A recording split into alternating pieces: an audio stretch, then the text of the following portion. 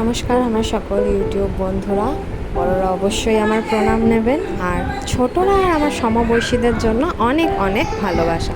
আশা করি আপনারা সকলেই ভালো আছেন। আজ কি রান্না করব সেটাই শেয়ার করব আপনাদের সাথে। চলুন।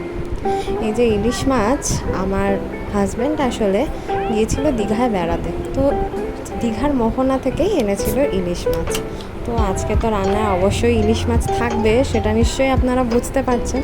তার সাথে আর কি কি রান্না করব সেটা চলুন শেয়ার করি আপনাদের সাথে। এই যে এটা হচ্ছে ঢ্যাঁড়স আলুর মাখা মাখা তরকারি। এর মধ্যে একটুখানি আমি রান্না করার সময় পেঁয়াজ রসুন বাটা দিয়েছিলাম, আর ওপর থেকে ধনেপাতা ছড়িয়ে দিয়েছিলাম নামানোর আগে। এটা হচ্ছে শাক ভাজা। শাক ভাজাটাকে আরও সুন্দর দেখার জন্য ওপর থেকে একটু পোস্ত ছড়িয়ে দিয়েছিলাম। সুন্দর দেখতে লাগছে না? আর আছে ইলিশ মাছের তেল, আর ফাইনালি সর্ষে ইলিশ। আজ কেন এত কিছু রান্না করেছি অবশ্যই শেয়ার করব আপনাদের সাথে নেক্সট ব্লগে। আমার চ্যানেলটাকে সাবস্ক্রাইব